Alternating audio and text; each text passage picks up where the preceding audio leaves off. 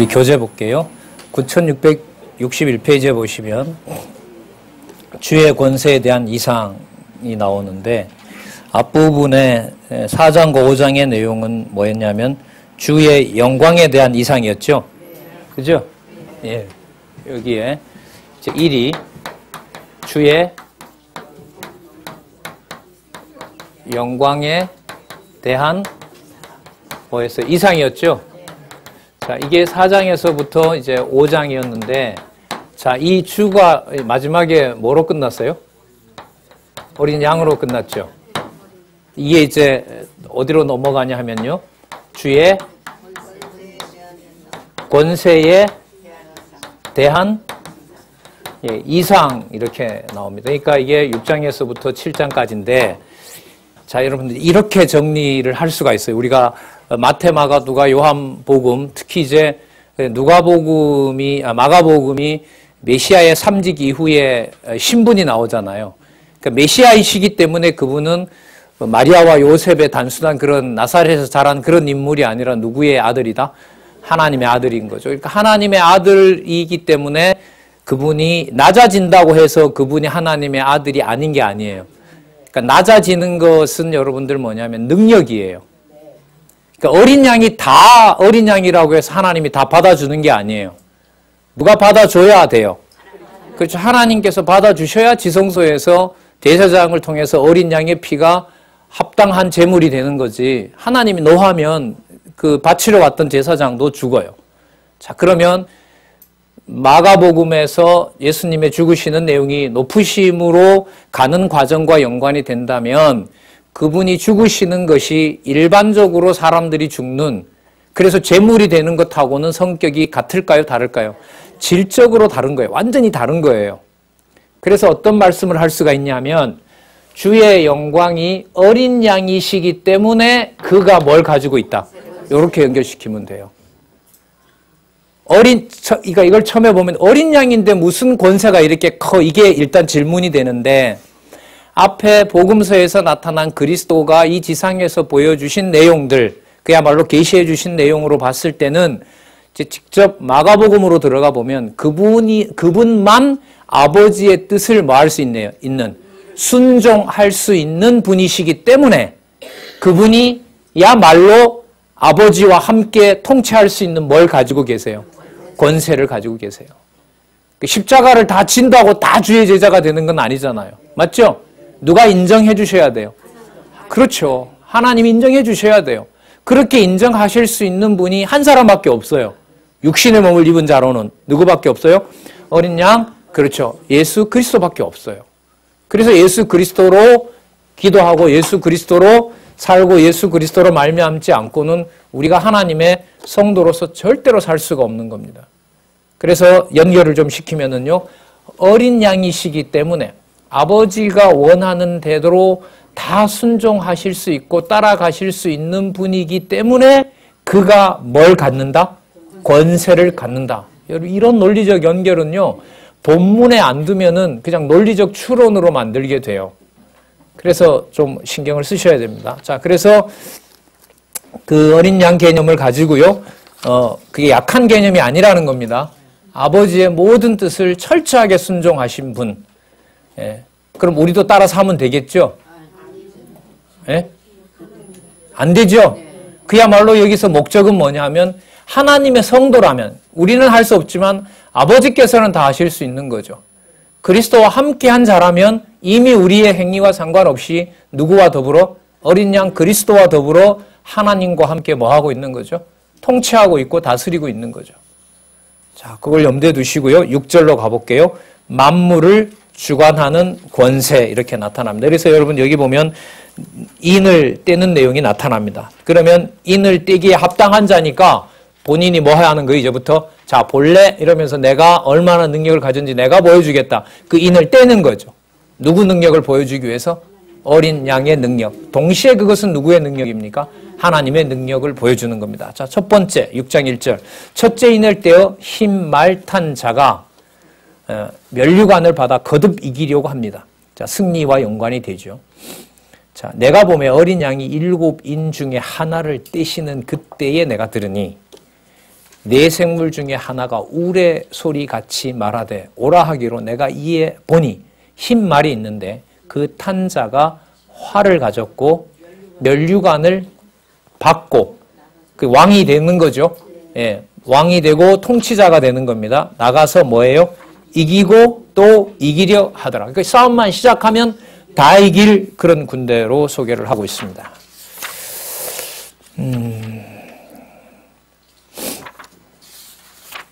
자, 그 다음에 한번 볼게요.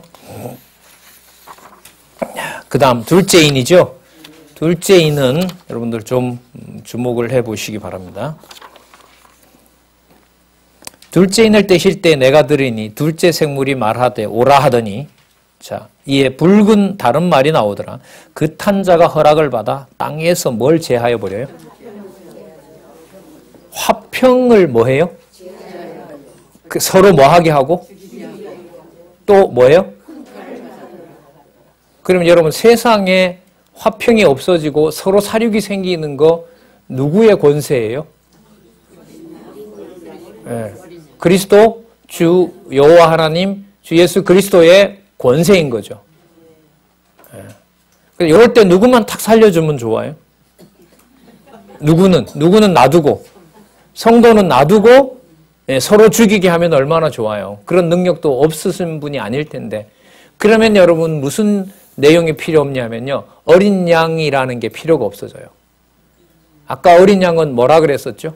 아버지가 철저하게 그토록 좋아하는 오직 아버지의 뜻을 따라서 참 제물 대신 바로 자기 아들을 말하는 거죠. 그러면 그 아들이 어린 양으로 와서 뭐가 되신 거죠? 제물 되신 분이기 때문에 제물 되셨으므로 그분이 누구와 함께 하실 수 있어요? 아버지와 하나가 되실 수가 있었던 겁니다. 그러니까 제사직을 빼면은 아버지와 연관이 되지는 않습니다. 그래서 우리 앞부분에 투쟁 내용의 핵심이 뭐였었죠? 유대주의에서부터 적그리스도까지 뭐 받는 거예요? 그렇죠. 영문 밖으로 나가서 그리스도처럼 제물이 되는 것이 투쟁의 핵심인 거죠. 머리가 누가 되시고 이제 여기서 보면 이제 어린 양이 머리 되셔서 그 어린 양이 가자는 대로 가는 겁니다. 그 어린 양이 가자라는 말은 어린 양이 죽었던 골고다 언덕까지 가는 그 과정을 성도들도 같이 가자고 하시는 거죠. 이미 올라간 자들도 있고요. 그 순교자들이 그래서 여러분 6장에 이제 나와요. 그러니까 어린 양을 따라서 간 자들이 나오는데 그분들이 순교한 영들이에요. 이게 지금 현재 상황인 거죠. 지금 있는 일입니다. 지금 있는 일이고 항상 있는 일인 거예요. 아셨어요? 예, 항상 있는 일이에요. 이때만 비로소 있었던 것이 아니라 구약에도 메시아를 기다리면서 뭐 한 분들이 많아요. 순교한 분들이 많고 히브리서는 밝혀놨죠. 누구 때부터? 아벨의 피부터 누구 피까지? 사가랴의 피까지 그렇게 흘린 분들. 그리고 초대교회 또 지금까지 한국에서도 그렇게 그리스도를 위하여 온몸을 어린 양처럼 제물 되셨던 분들로 하나님의 교회는 토대가 놓아져 있죠. 진짜 거룩한 곳이 바로 교회다. 거룩이라는 말이 여러분 교회죠. 어디로부터 구별된 자 이런 말이니까요. 자, 땅에서 화평을 제하여 버리시며 서로 죽이게 하고 또 큰 칼을 받았더라. 자, 그 다음 보세요. 셋째 인을 떼어 검은 말 탄 자의 곡식값 정함을 보여주는데요. 쉽게 말하면 기근도 어린 양이 주관하십니다. 셋째 인을 떼실 때에 내가 들으니 셋째 생물이 말하되 오라 하기로 내가 가보니 검은 말이 나오는데 그 탄 자가 손에 저울을 가졌더라. 내가 네 생물 사이로 나는 듯하는 음성을 들으니 가로되 한 데나리온의 밀 한 대, 한 데나리온의 보리 석 대. 그러니까 엄청나게 돈을 많이 주고 곡식을 산다는 거죠. 그 땅에 뭐가 온 거예요? 기근이 왔다는 얘기죠. 그런데 뭐라고 하냐면 감람류와 포도주는 해치 말라. 그러니까 여러분들 그 기근은 계속되지만은 그 사이에 오래 지속되도록 하면서 그래도 근근히 버티게 해주는 그 모든 것들이 바로 누구에게요? 어린 양의 권세에 있다는 사실을 여기서 알려줍니다.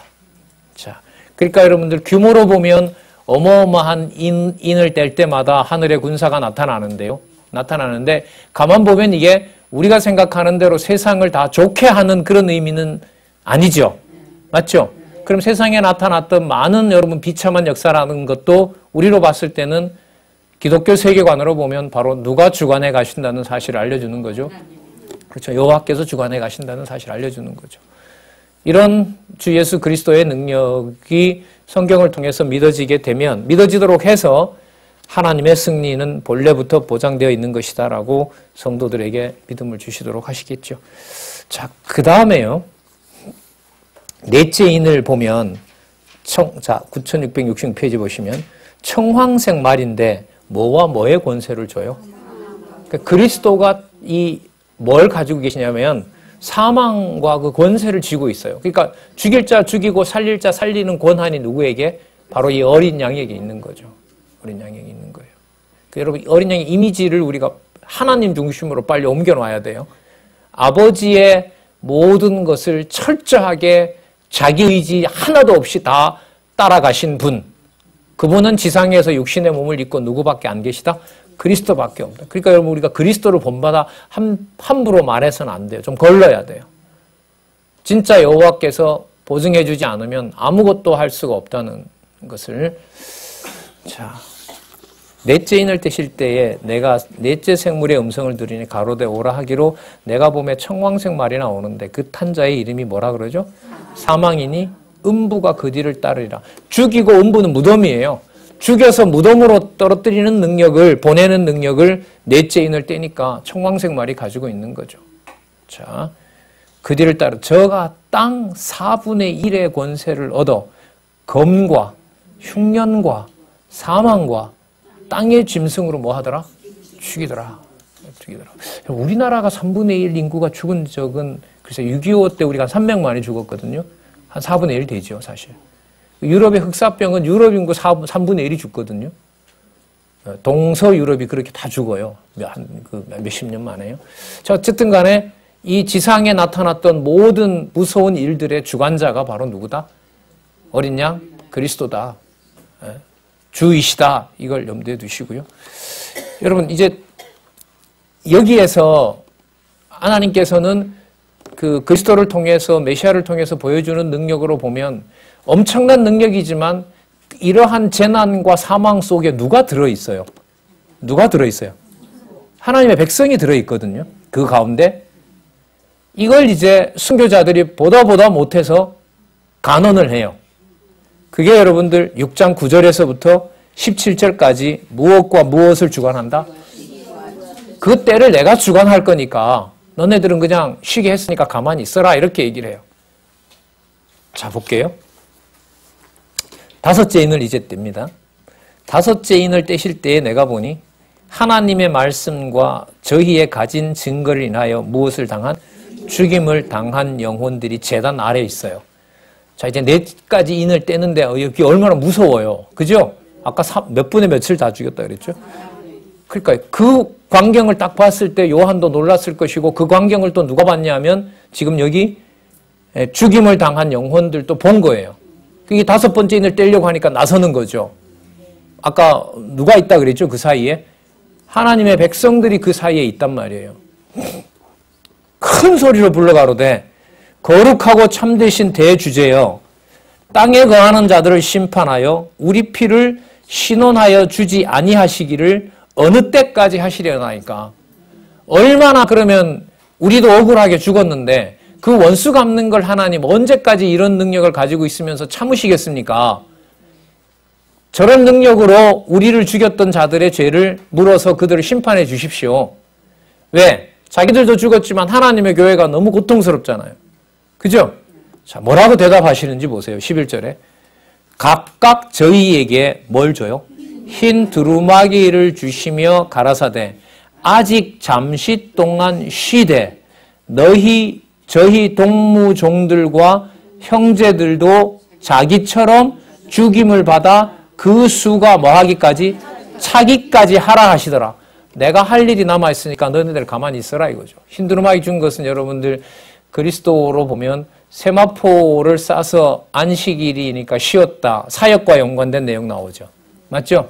모든 정하신 일을 아시고 내 영혼을 아버지여 부탁하나이다 라고 하며 안식일에 쉬시니라 이런 말이 나오는 것처럼 이때 흰 두루마기는 순교자들은 자기 몫을 다 하고 이제 하늘에 속해 있는 거예요. 근데 너무너무 딱하잖아요, 이게. 그러니까 여러분들 이 6장 11절 내용은 뭐냐면요. 순교자들이 기도해도 정한 것은 정해져 있어요. 못 바꿔요. 여러분, 순교자들이 자기 욕심을 위해서 구할 리가 없잖아요. 맞죠? 다 버렸는데. 그러면 그 마음의 뜻으로 본다면 오직 누구를 위한 기도겠어요? 하나님의 교회. 성도를 위한 교회고 하나님의 교회를 위한 기도일 텐데 하나님은 이것을 뭐 해요? 안 받아줘요. 쉽게 말하면. 무슨 때가 있다? 저희 동무종들과 형제들도 자기처럼 뭘 받아? 죽임을 받아. 죽임을 당해야 될, 그리고 뭐가 아직 남아있어요?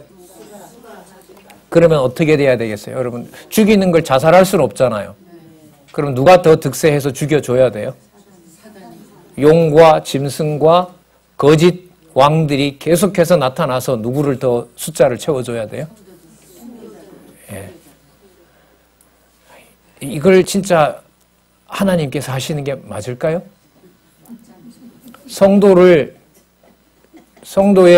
숫자를 차기까지 이렇게 섭리하시는 분이 하나님이시라는 사실을 인간적으로는 믿기가 어렵습니다. 그러나 여러분들, 이 내용으로 우리가 좀 머물러 본다면은 하나님 하시는 일이죠. 그래서 여러분, 하나님의 교회는 이런 면에서 보면 뭐 위에 섰다 그러죠? 순교자들의 피 위에 섰다고 얘기를 하죠.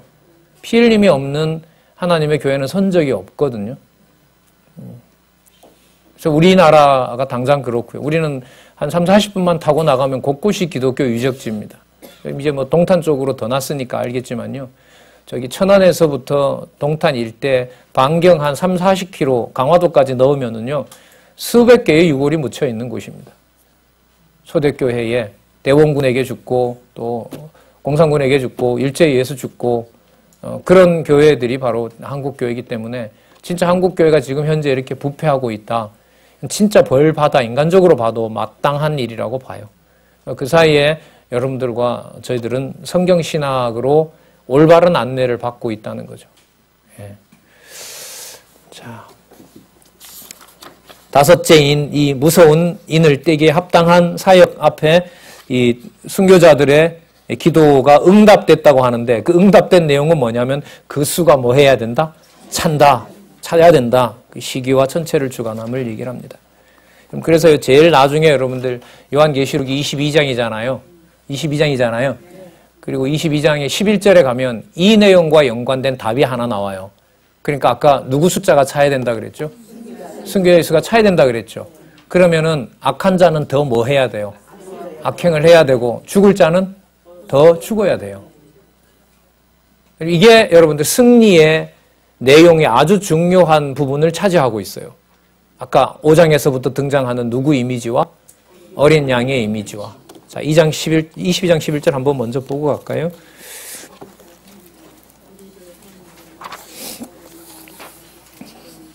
(8 9,849페이지) 그 본문이 나와 있는데요. 볼게요.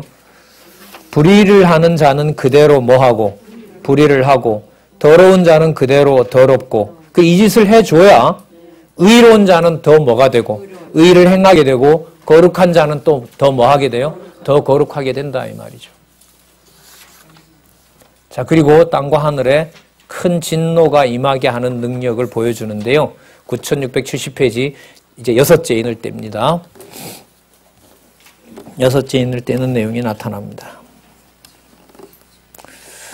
여섯째 인을 떼고요. 하나님의 어린 양이 주관하신다는 내용이 나오고요. 천지와 모든 권세의 순환을 보여줍니다. 자, 12절에 보시면 내가 보니 여섯째 인을 떼실 때 큰 지진이 나며 해가 총담같이 검어지고 청담이라는 말은 그 있죠. 말꼬리 색깔 같은 거요. 검어지고 온 달이 피같이 되며 하늘의 별들이 무화과 나무가 대풍에 흔들려 선 과실이 떨어지는 것 같이 땅에 떨어지며 하늘은 종이축이 말리는 것 같이 떠나가고 각 산과 섬이 제자리에서 옮기우며 땅의 임금들과 여기 보세요. 왕족들과 장군들과 부자들과 강한 자들과 각 종과 자주자가 장사꾼들이죠. 자, 자주자. 예, 자유인, 뭐 이런 자지죠. 예.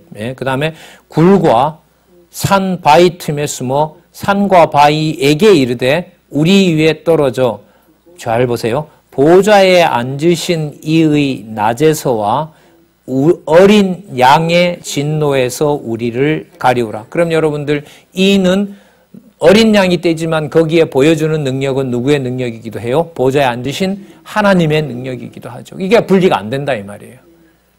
분리하시지 않고 가셔야 돼요. 그게 오히려 더 이해하시는 데 쉬워요.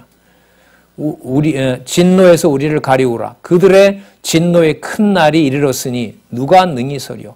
그러니까 여러분 세상 권력이 강한 것이 아니라 어떤 권력이요?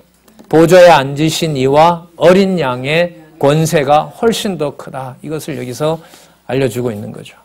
자, 그럼 여러분 6제가 나왔으면 몇 번째가 나와야 돼요? 7제인이 나와야 되잖아요. 예, 7제인은 7장에서 나오지 않고요. 나중에 저기 8장 가야 나와요. 예, 그러면 7장 내용에, 자, 여러분 8장의 내용 근데 넘어가죠. 어디로 넘어가요? 주의 진노로 넘어가요. 아셨어요? 그러니까 7제인하고 이 앞부분 7제인은 여러분들 어떻게 보면 뭐와 연관이 되냐면 첫 번째 나팔하고도 연관이 돼요. 아셨어요? 그러니까 인 떼는 것과 그 다음에 나팔을 부는 것과 나중에 대접을 쏟는 것과 그 모든 것들이 서로 다 맞물려 있어요. 그걸 다 누가 하신다는 거예요? 누가 하신다는 거죠? 보좌에 앉으신 이와 어린 양이 하신다는 내용이 다 연관되어 있기 때문에 여기서 이런 구도가 만들어져요. 7제인은 첫 번째 무엇으로? 나팔로. 그리고 마지막 7번째 나팔은 뭐로? 7 대접으로. 그렇게 연관이 돼요. 그래서 90년대 나와 있는 개론에 보면 그 내용이 도표로 나와 있긴 해요. 2005년엔 그게 이제 없어졌는데 어쨌든 이 구도 속에서 여러분들 자 7번째 인에 해당되는 내용이 어디에서부터 시작한다? 8장에서부터 시작하면서 뭐가 나타난다? 진노와 심판. 그러니까 이분이 같은 분이라는 얘기죠. 무슨 말씀인지 아시겠죠? 자, 여기에 가면 이제 점점 하늘에서부터 어디로 내려오냐 하면요. 주의 진노와 심판은 하늘에 속한 내용들이 이 창조로부터 지금까지 어떻게 이루어졌는지 역사적 사실을 통해서 여기서부터 보여줘요. 그리고 이 사실을 바탕으로 앞으로 반드시 뭐 한다? 그렇죠. 바벨론이 무너지게 되고 반드시 승리한다라는 내용이 나옵니다. 그래서 여러분들 8장으로 넘어가는 이 부분에서 구약의 배경 지식이 반드시 필요합니다. 왜? 그 내용을 구약을 빼고 여기서 딴소리를 하면 요한복음에서 어디로 가요? 이상한 해석으로 가버려요. 계산하고 뭐 누가 자기가 재림 주라 그러고 이런 내용들이 바로 여러분 여기서 나오거든요. 여기서부터 뒤틀리기 시작해서 말이 뭐고 청황색 말이 뭐고 그걸 계산한다고요. 옛날에 우리 나라 때는 뭐 고문 북쪽 거기 소련이고 무슨 뭐고 막 별희한한 해석을 많이 했었어요. 그게 유럽 국가고 유럽 국가가 지금 12국가가 넘은 지가 옛날인데 다 어거지로 맞춰서 여기서부터 무너지는 거예요. 아니요. 여러분 여기 성경신학에서 이 저자가 밝히고 있는 요한계시록은 모든 내용들이 어디에 근거를 둔다? 창세기부터 그 전에 있었던 성경의 내용이 성취된 내용으로 간다. 이게 성경신학에서 계시록을 해석해 나가는 주요한 키입니다. 자, 계속해서 볼게요. 우리 8장으로 가기 전에 7장 내용에 그러면 여러분들 무슨 내용을 하냐면 잘 보세요. 9673에 보시면 7장 제목 볼게요. 누구를 구원하는 권세? 그러니까요. 아까 6번째 인을 떼기에 합당한 그분이 1672페이지에 보면 예. 일찍이 여호와 하나님께서 해가지고 여기 보면 땅에 기는 모든 것을 아담의 결의대로 다스리게 하시려고 나오는데 아담의 결의대로란 말이 앞장 어디서 나왔는데 이 결의란 말을 쓴 게 처음인 것 같아가지고 왜 여기 결의가 들어갔을까요? 지금 간단히 말씀드리면은 내가 임의로 먹되 이런 말씀 나오잖아요. 그러니까 에덴 동산을 하나님께서 아담에게 이름을 짓게 하면서 무슨 권한을 부여하셨어요? 통치 권한을 부여하셨죠. 그 통치 권한이라는 게 왕 외에는 여러분들 왕이라는 것은 어떤 다른 사람과 다른 점이 있어요? 자기가 뭐 할 수 있어요? 임의로 다 결정하고 자신의 의도를 다 펼칠 수가 있죠. 그런데 그 내용이 지금 이제 어디에 와서 실현되는 거예요? 계시록에 와서 실현되는 거죠. 구체적으로는 어디죠? 19장에 나오는 천년왕국에 와서 이루어져요. 그래서 언약과 성취 섭리도에 보시면 천년왕국은 뭐와 맞닿아 있죠? 에덴 동산의 회복. 맞죠? 에덴 동산 상실, 에덴 동산 회복이 19장에 가면 나옵니다. 그런 맥락에서 이해하시면 될 것 같아요. 자, 여러분 7장에 넘어가죠. 누구를 구원하는 권세예요? 그러니까 여러분들 아까 그 순교자들이 기도를 한 것을 하나님이 무시한 게 아니에요. 너네들은 너네들대로 잠시 쉬고 있고 나는 내일을 하는데 7장에서는 뭐를 말해 주냐 하면 내가 성도들을 구원한다. 대답을 해 주신 거예요, 여기서. 근데 아까 그 내용에서 보면 순교자들이 봤을 때는 누구도 죽는 것처럼 보여요. 성도들도 다 몰살되는 것처럼 보이거든요. 그런데 7장에 와서 일단 이걸 밝혀주고 가요. 밝혀주고 그 성도들은 분명히 7장에서 성도들은 반드시 보호된다는 사실을 이방과 유대인이 보호받는다는 택한 자는 반드시 구원받는다는 것을 확정해주고 그 다음에 뭐가 시작이 돼요? 이렇게 연결이 돼요. 그러니까 아까 6장에서 그 순교자들이 한 기도를 하나님이 7장에 가서 뭐예요? 확정을 해줘요. 받아줘요. 그럼 내가 무조건 다 죽이냐? 그게 아니라는 거죠. 7장에 가서 내가 구원할 거다. 14만 4천 여기 나와요. 14만 4천 바로 뒤에 보면 이방인의 헤아릴 수 없는 무수한 숫자가 나오고 14만 4천은 숫자가 정해져 있다는 거죠. 그건 우리도 몰라요. 누가 14만 4천에 들어가는지. 분명한 사실은 여러분 이게 여기서 또 왜 중요하냐면 지금 이게 85년에서 90년 혹은 92년경에 기록이 된 거라면 이미 어디가 멸망했어요? 예루살렘 멸망했잖아요. 계속 이제 예루살렘은 한 사람도 이제 유대인을 남기지 않는 정책을 로마가 밀어붙이고 있단 말이에요. 이 지상에 봤을 때는 어느 교회는 사라진 것처럼 보여요. 적어도 어느 교회? 유대인들을 중심으로 유대교회, 예루살렘 교회는 없어진 것처럼 보이죠. 맞죠? 근데 아니라는 거예요. 14만 4천이 있다는 거예요. 이게 요한이 1차적으로 받았던 거예요. 자, 그럼 볼게요. 자, 이 일 후에 내가 네 천사가 땅 모퉁이에 선 것을 보니 땅의 사방에 바람을 붙잡아 바람으로 하여금 땅에나 바다에나 각종 나무에 불지 못하게 하더라. 또 봤는데 다른 천사가 이 4명 말고요. 살아계신 하나님의 인을 가지고 해돋는 데로부터 올라와서 땅과 바다를 해롭게 할 권세를 얻은 4천사에게 가요. 근데 이 4천사를 안 말리면 전부 뭐해요? 진짜 싹 죽여버리는 거죠. 자, 그런데 하나님께서 자, 다른 천사를 보내서요. 땅과 바다를 해롭게 할 권세를 얻은 4천사를 향하여 큰 소리로 외칩니다. 이제 시작하려는데 딱 엄청나게 큰 소리로 스톱! 잠깐만 이렇게 된 거죠. 우리 하나님의 종들의 이마에 뭐하기까지? 인치기까지 하나님 정한 자가 있는 거죠.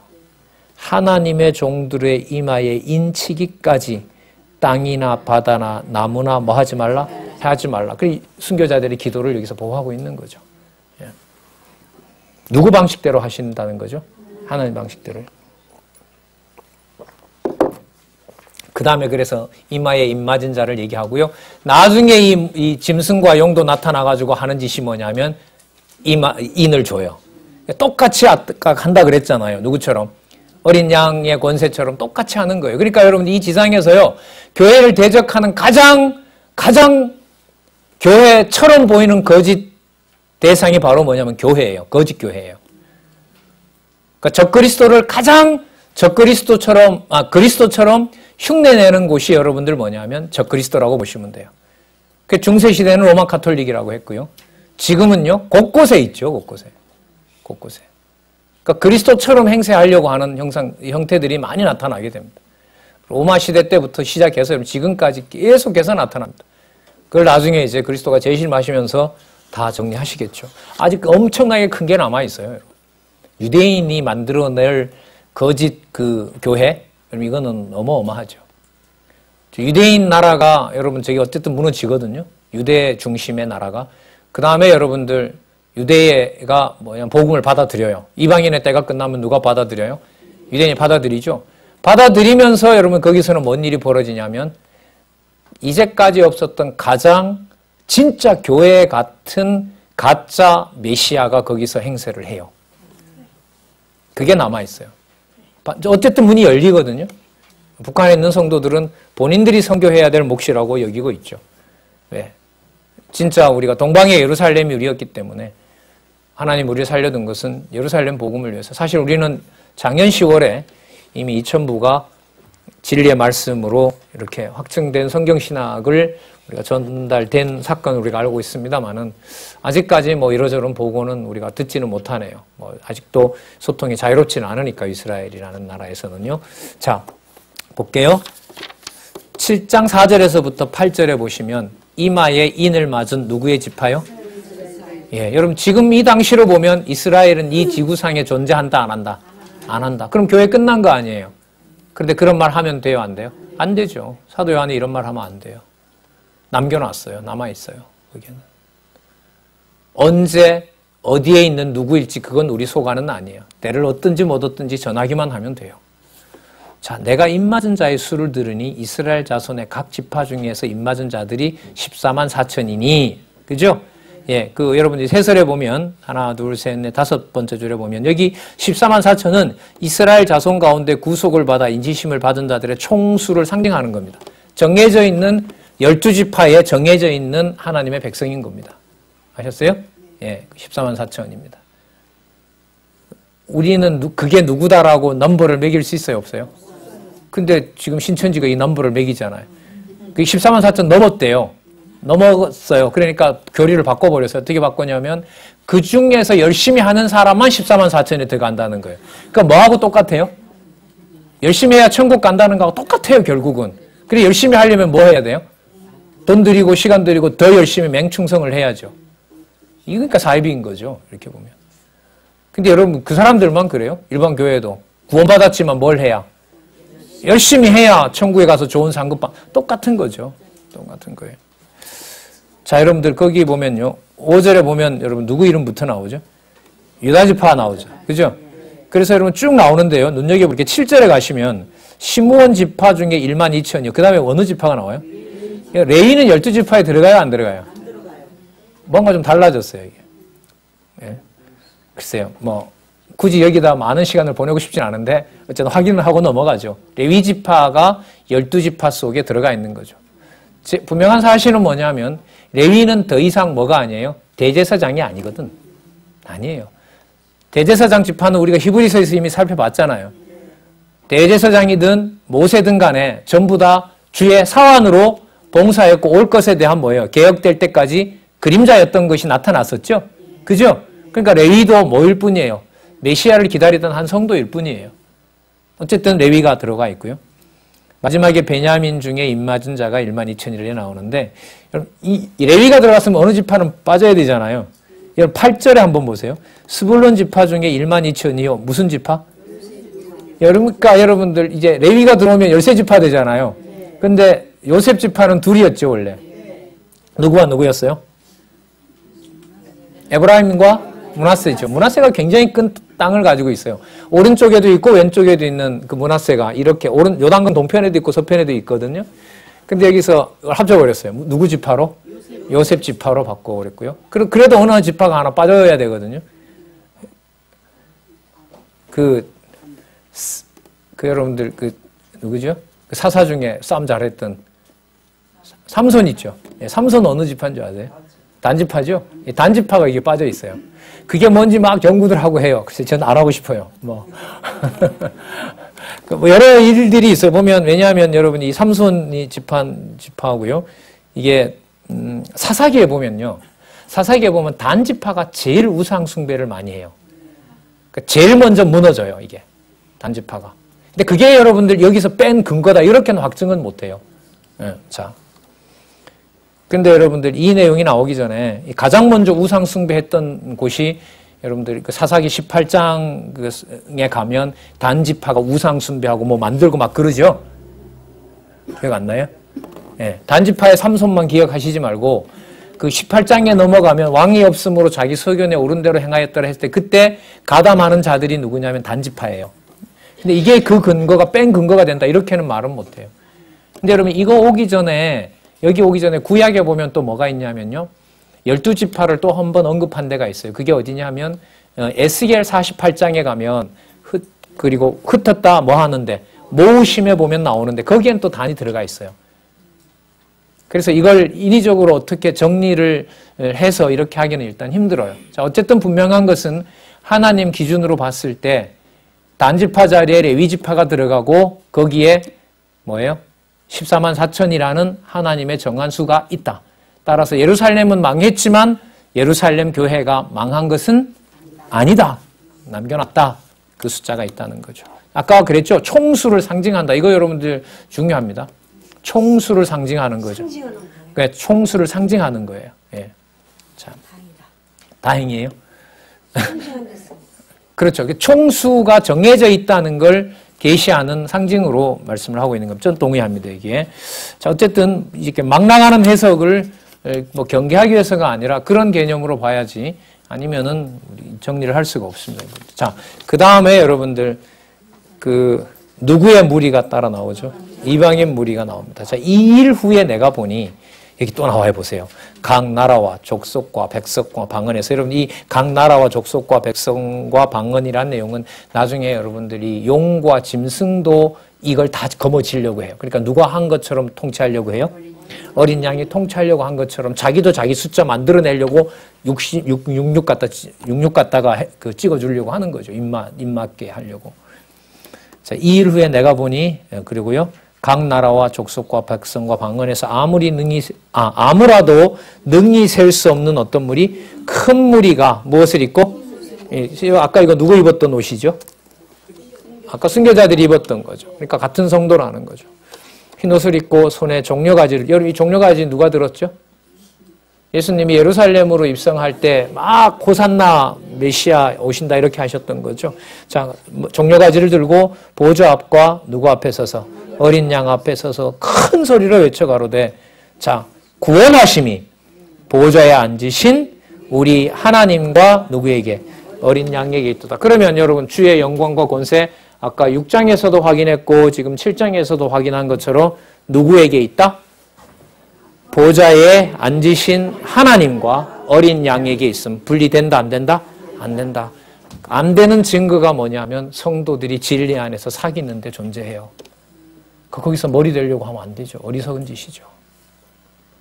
여러분들이 제 말을 설득력 있게 따라온다고 여러분들의 어떤 그 영혼을 제 좋은 대로 만약에 편지하고 이렇게 하세요 저렇게 하세요. 아니죠.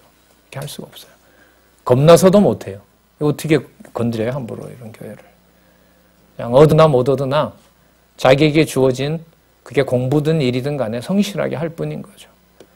적그리스도가 여러분 멀리 있지 않다는 거 우리 앞부분 야고보서에서 배웠잖아요. 혀 한번 잘못 놀리면 그냥 적그리스도 되는 거 아니겠어요. 예. 자, 얼굴을 대고, 자, 모든 천사가, 자, 그러면 아까 이스라엘에도 있었고 누구에게도 있었어요? 이방에도 있었죠. 자, 거기에 대해서 천사들이 화답을 합니다. 11절에 모든 천사가 보좌와 장로들과 네 생물의 주위에 섰다가 보좌 앞에 엎드려 얼굴을 대고 누구에게 경배하여 가로되, 그렇죠. 여러분 이때 하나님의 경배는 어린 양하고 분리가 안 돼요. 이럴 때는. 자, 이게 또 나와요. 찬송과 영광과 지혜와 감사와 존귀와 능력과 힘. 그러니까 하나님의 모든 속성, 우리로 말하면 5가지 모든 5대 속성들이 여기에 다 7가지로. 아까 이게 몇 장 몇 절에 나왔죠? 메모 하나 하실래요? 5장 12절에 나왔어요. 자, 5장 12절에 나왔고 여기 몇 절에 나왔어요? 7장 12절. 이게 중요해요. 어디에 그 내용이 다 나와요? 주의 영광과 권세 내용이 아까 5장에서 나왔고 7장에서 나왔으면 주의 영광과 권세는 자, 누구를 만나는? 어린 양을 통해서 뭘 가지고 계신? 영광과 권세를 가지고 있는 거죠. 그 현장이 어디다? 망해버린 예루살렘에 아직도 만약에 한두 사람이 남아서 진리의 말씀으로 숨어서 몰래 공부하고 있다면 바로 그곳이 누구의 영광과 권세가 드러나는 곳이죠? 주의 영광과 권세가 드러나는 곳입니다. 그래서 한두 사람이 결혼하면 한 대로, 자식을 주면 준 대로, 일찍 데려가면 데려간 대로 바로 주어진 상황에서 주 예수 그리스도 하나님, 여호와 하나님을 진리의 말씀으로 성실하게 인도해 주는 바로 그 자리가 여러분 12절에 있는 찬송과 영광과 지혜와 감사와 존귀와 능력과 힘이 세세토록 아버지께 하나님께 드려지는 곳이 된다는 것입니다. 그게 여러분들 교회입니다. 그게 여러분 이런 상황인데 여러분 어디 공간에 묶이겠어요? 안 묶이겠어요? 웃기는 거죠. 그러니까. 오히려 어떤 장면에서요. 어떻게 보면 총뿌리를 겨눠야 되고 예수 믿는다고 엄청난 고문을 당해야 됐던 바로 그 현장 속에 바로 그리스도가 함께 하시는 어린 양이 함께 해서 하나님의 승리를 확증해 주셨던 것이 오히려 우리나라의 역사였고 우리는 사실 너무 좋은 시대에 살고 있잖아요. 그에 비교하면. 우리 많이 겪으신 또 우리 여기 원로 장로님들 북한에서 아차하면 못 내려왔지만 또 배 타고 올라가신 또 장로님들도 계시고요. 그 과정 속에 여러분들 한국 교회가 있어요. 한두 사람이 진리로 공부하는 것을 진짜 소홀히 보거나 우습게 본다면 아니 특히 이렇게 전달하는 저 같은 사람이 그걸 과소평가한다면 진짜 이거는 진짜 진노를 받아야죠. 건들 수 없어요. 자, 결론이 나왔죠? 누구의 영광과 권세다?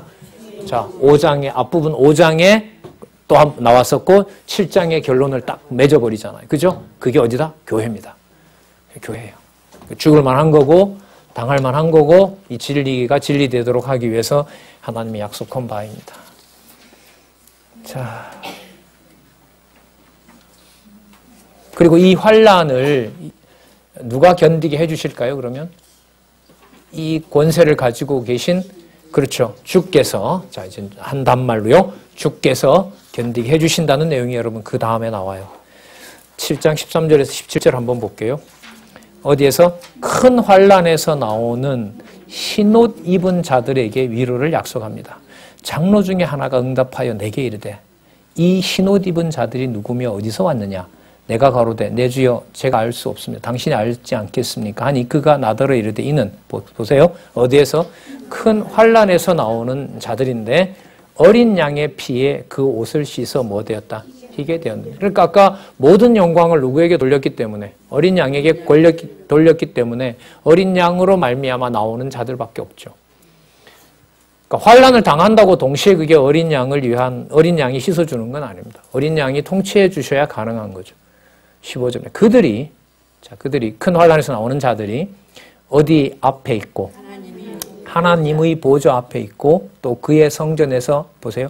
밤낮으로 하나님을 섬김에 그 다음에 또 보세요. 보좌에 앉으시니가 그러니까 하나님과 보좌에 앉으시니가 달라요. 무슨 말인지 아시겠죠? 예? 하나님을 섬김에 보좌에 앉으시니가 그들 위에 장막을 치르니 이게 여러분 하늘에 있는 장막이죠. 모세의 장막이고요. 지성소에 쳤던 장막이고요. 자, 바로 하늘나라라고 할 수 있겠죠. 저희가 다시는 뭐하지도 않고 줄이지도 아니하고 목마르지도 아니하고 해나 아무 뜨거운 기운에 상하지 아니할지니 왜냐하면 보좌 가운데 계신 누구요? 어린 양이. 자, 아까 여러분 12절에서 어린 양의 권세에 들리는 찬양과 함께 17절에 오면 보좌 가운데 계신 이 어린 양이 누구의? 저희의 목자가 되사. 자, 무슨 셈으로? 생명수 셈으로 인도하시고. 여러분 이게 이제 계시록 21장, 22장에 가면 나와요. 마무리될 때, 이 사역이 마무리될 때 생명수 셈으로 인도하고. 자, 누가요 이번에는? 하나님께서. 이거 분리 안 되죠?